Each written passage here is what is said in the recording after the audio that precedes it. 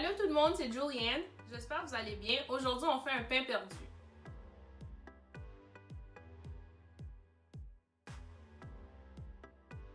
Donc, j'ai fait des tests pour vous présenter une recette de pain au raisin.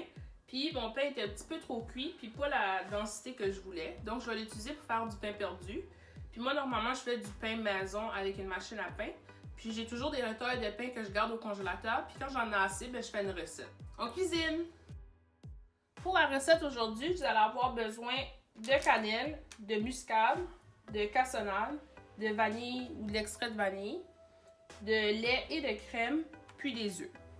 Puis on va aussi avoir besoin du pain, environ 4 tasses. Ici, on a un pain au raisin et à la cannelle, mais ça pourrait être fait avec du pain blanc ou du pain brun. On va faire des copeaux de chocolat noir, puis on va finir aussi avec du sucre glace. En cuisine, je mentionnais, on peut utiliser n'importe quel type de pain. C'est mieux d'utiliser du pain qui est rassis, donc du vieux pain. Ça peut être aussi la vieille baguette. Puis on va juste faire des cubes avec notre pain qu'on a ici. Moi, j'utilise un couteau électrique. C'est pas nécessaire. Vous pourriez utiliser un couteau à pain régulier. C'est juste que ça va plus vite. Puis moi, je préfère avoir des plus gros cubes dans mon pain perdu. C'est possible de faire des plus petits cubes, là. C'est juste que ça, c'est une question de préférence.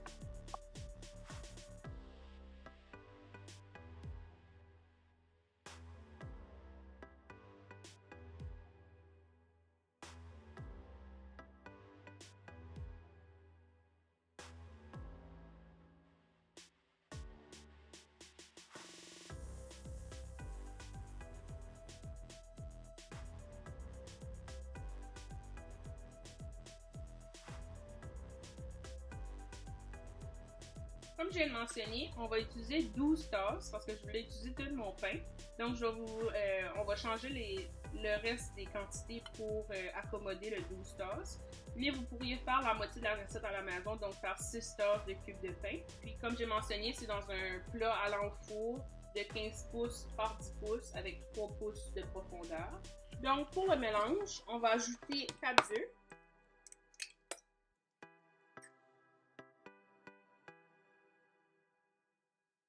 À nos œufs, on va ajouter 4 tasses de liquide en tout, donc 2 tasses de lait et 2 tasses de crème.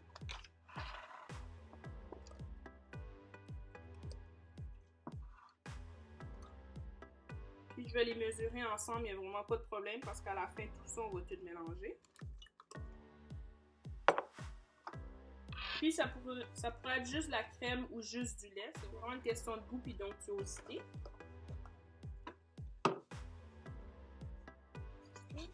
Donc 2 tasses de lait, 2 tasses de crème avec mes 4 œufs.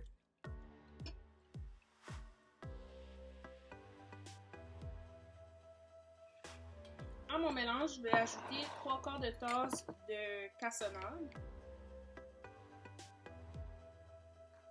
Puis je vais juste donner un petit coup.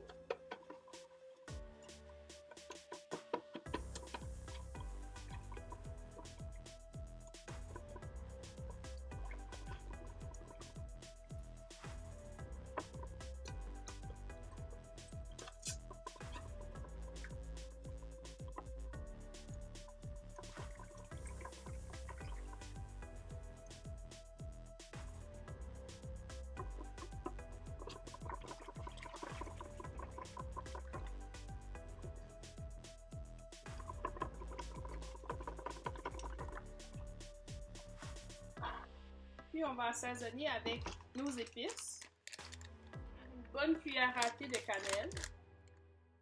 Puis je vais ajouter un peu de noix de muscade. Vous pouvez soit utiliser une microplane pour la râper ou vous pouvez utiliser la pointe d'un couteau. Je vais vous montrer les deux techniques aujourd'hui. Puis vous pourriez acheter de la muscade moulue, il n'y a vraiment pas de problème. Donc avec la pointe du couteau, je vais juste faire un mouvement circulaire.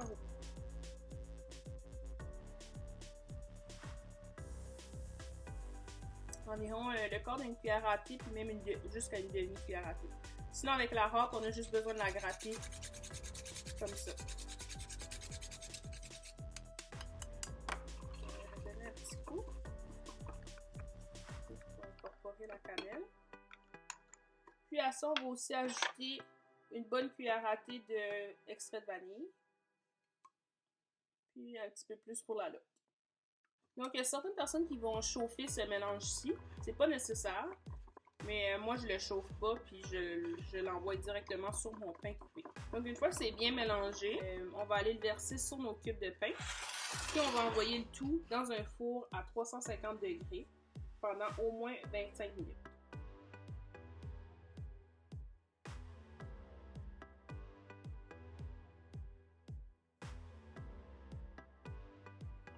Moi, qu'est-ce que j'aime faire, c'est vraiment écraser le pain pour m'assurer que tout est bien couvert de liquide. Puis le pain va se ramollir, il va boire le liquide. Pendant la cuisson, ça va vraiment donner une belle texture.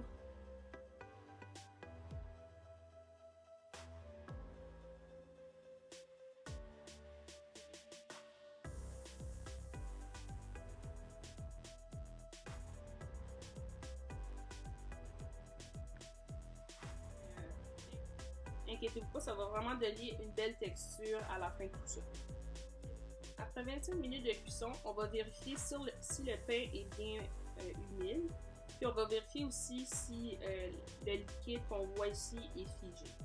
Donc je vais vous montrer une fois que c'est sorti du four, quand c'est prêt, à quoi ça a l'air.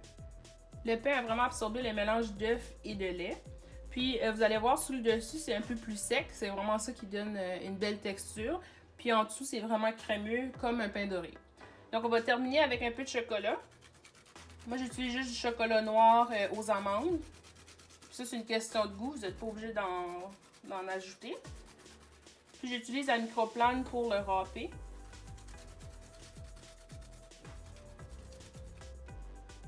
On pourrait aussi ajouter des chocolats genre de style Chip-Its, là.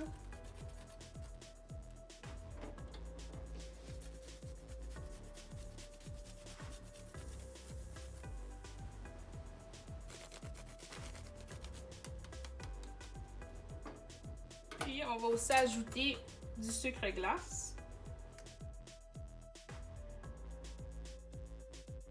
Bon appétit, merci et à bientôt!